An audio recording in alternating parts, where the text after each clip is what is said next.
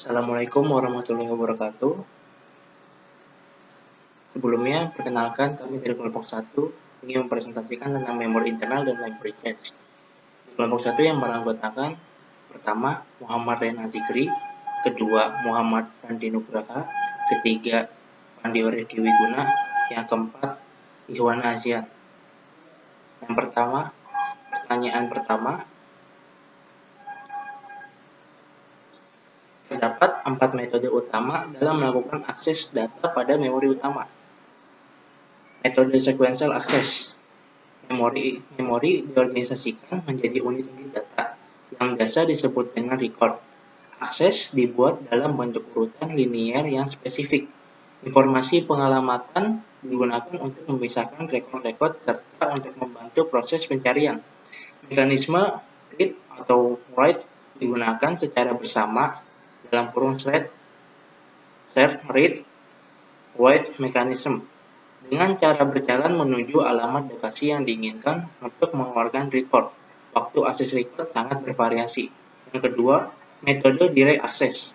Seperti halnya metode sekuensial, metode direct access juga menggunakan shared read atau write mechanism.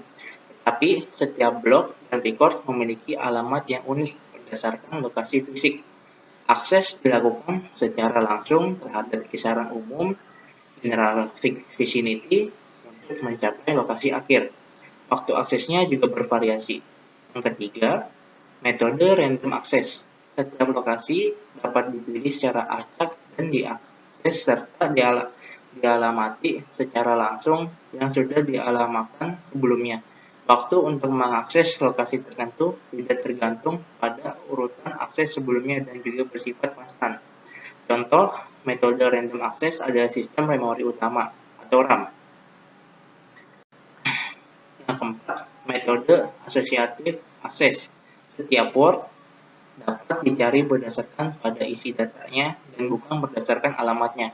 Seperti pada RAM, setiap lokasi memiliki mekanisme pengalamatannya sendiri. Waktu pencariannya tidak bergantung secara konstan terhadap lokasi atau pola akses data sebelumnya.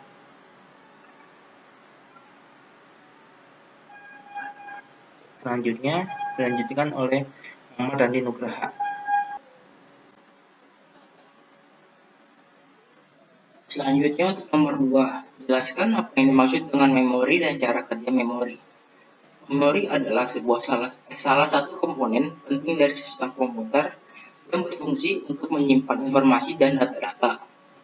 Ada dua jenis utama memori, yakni memori sementara dan memori permanen. Dan kerjanya sebagai berikut. Yang pertama, pengkodean atau encoding. Proses ini melibatkan konversi informasi menjadi format yang dapat disimpan dalam memori. Yang kedua, penyimpanan atau storage. Setelah informasi dikodekan, dia kemudian disimpan dalam struktur memori. Yang ketiga, pemanggilan kembali atau retrieval. Proses ini melibatkan pengambilan kembali informasi yang telah disimpan dalam memori ketika diperlukan. Perlu diingat bahwa data atau informasi yang disimpan dalam memori bersifat sementara karena data hanya akan tersimpan selama komputer menyala atau hidup. Jadi, ketika komputer dimatikan, maka data yang disimpan di memori akan hilang. Oleh karena itu, sebelum Anda mematikan komputer, simpanlah semua data Anda ke dalam media penyimpanan permanen atau tetap di media penyimpanan berbasis disk seperti hard disk dan floppy disk. Lalu pertanyaan ketiga, jelaskan tentang memori virtual dan keuntungan memori virtual. Memori virtual adalah teknik yang digunakan oleh sistem operasi untuk memberikan ilusi kepada pengguna bahwa mereka memiliki memori utama yang sangat besar. Ini dilakukan dengan memperlakukan sebagian memori sekunder seperti hard disk sebagai memori utama. Dalam memori virtual, pengguna dapat menjalankan proses dengan ukuran lebih besar dari memori utama yang tersedia. Berikut adalah beberapa keuntungan dari memori virtual. Yang pertama, meningkatkan efisiensi. Memori virtual memungkinkan sistem operasi untuk memuat berbagai bagian dari lebih dari satu proses di memori utama. Hal ini membuat penggunaan memori menjadi lebih efisien. Yang kedua, memudahkan pemrograman. Memori virtual membuat pemrograman aplikasi menjadi lebih mudah dengan menyembunyikan fragmentasi dan memori fisik. Hal ini menghilangkan keharusan untuk program dalam mengatasi hamparan secara eksplisit. Yang ketiga, meningkatkan kestabilan sistem. Memori virtual membantu memisahkan memori yang digunakan oleh program-program dari memori yang digunakan untuk data. Hal ini mencegah terjadinya tabrakan memori dan meningkatkan kestabilan sistem secara keseluruhan. Dan yang terakhir, mengatasi kekurangan memori fisik. Ketika sistem operasi kehabisan memori virtual akan digunakan. Sistem operasi akan memindahkan data yang paling terakhir diakses ke dalam file swap di hard disk, memberikan beberapa ruang kosong pada memori untuk digunakan oleh aplikasi selanjutnya. Perlu diingat bahwa meskipun memori virtual memiliki banyak keuntungan, pengguna memori virtual juga memiliki beberapa keterbatasan dan tidak dapat menggantikan sepenuhnya kebutuhan akan memori fisik. Selanjutnya, untuk persoalan memory cache akan dilanjutkan oleh rekan saya, Pandio Rizky. Nah,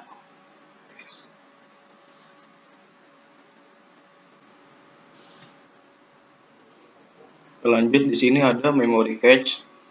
Pertama, terangkan apa yang dimaksud dengan memory cache. Memory cache adalah sistem memori tambahan yang disematkan pada aplikasi atau perangkat memori yang akan menyimpan data sementara secara otomatis dengan tujuan mempersingkat waktu pengambilan data pada CPU. Pada dasarnya, memory cache adalah penyangga antara memori utama dan CPU. Berikut adalah beberapa poin penting tentang memory cache. Yang pertama yaitu fungsi. Memory cache berfungsi untuk menyimpan data dan instruksi yang sering digunakan secara sementara agar dapat diakses dengan cepat oleh CPU. Dengan demikian, waktu akses CPU terhadap data tersebut dapat dipercepat sehingga meningkatkan responsivitas sistem dan mengurangi waktu proses. Yang kedua yaitu cara kerja. Ketika CPU memerlukan data atau instruksi, pertama-tama ia akan mencari informasi tersebut di dalam memory cache. Jika data tersebut ada di cache, CPU dapat mengambilnya dengan cepat. Namun, jika data tersebut tidak ada di cache, CPU harus mengambilnya dari RAM atau storage utama, yang membutuhkan waktu lebih lama. Dan yang ketiga, ada jenis-jenis cache memory.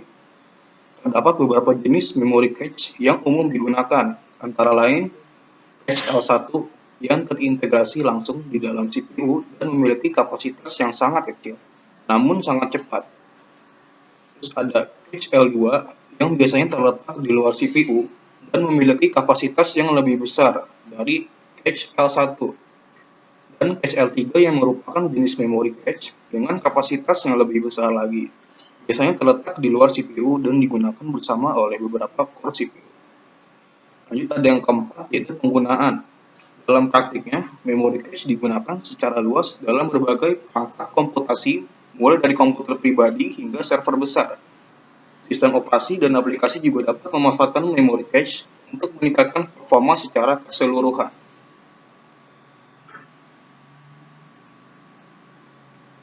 Lanjut, dilanjutkan oleh Ikhwana Azian. Ya, dilanjut. Nomor 2. Jelaskan proses terjadinya cache hit dan cache miss pada memory cache.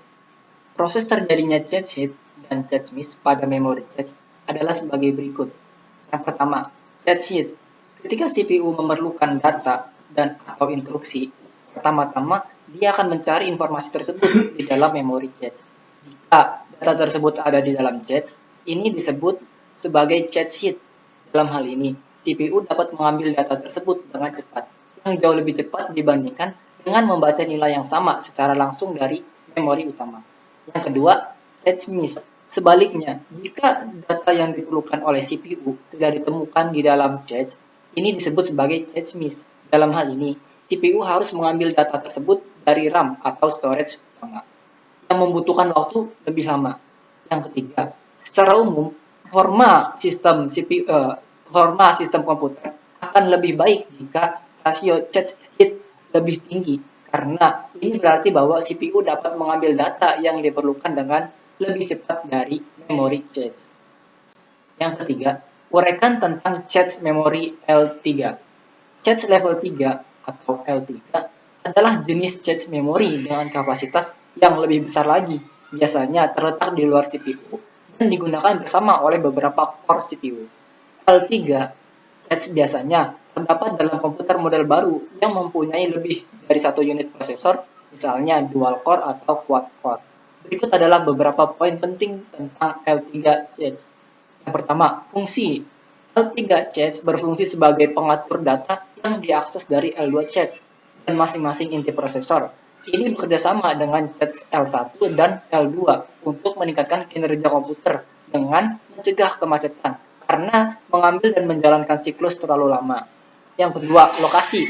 L3 cache biasanya dibangun di atas motherboard dan dalam prosesor khusus tertentu dalam modul CPU itu sendiri.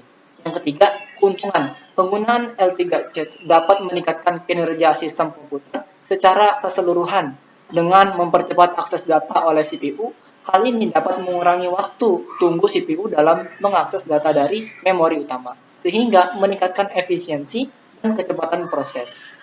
Nah, perlu diingat bahwa meskipun L3 cache memiliki kapasitas yang jauh lebih besar dibandingkan dengan L1 dan L2 cache, akses ke L3 cache biasanya lebih lambat dibandingkan dengan L1 dan L2. Oleh karena itu, dalam hierarki cache, L1 cache masih menjadi cache dengan akses tercepat, diikuti oleh L2, kemudian dilanjut oleh L3. Mungkin itu saja presentasi dari kita. Kita ucapkan terima kasih. Assalamualaikum warahmatullahi wabarakatuh.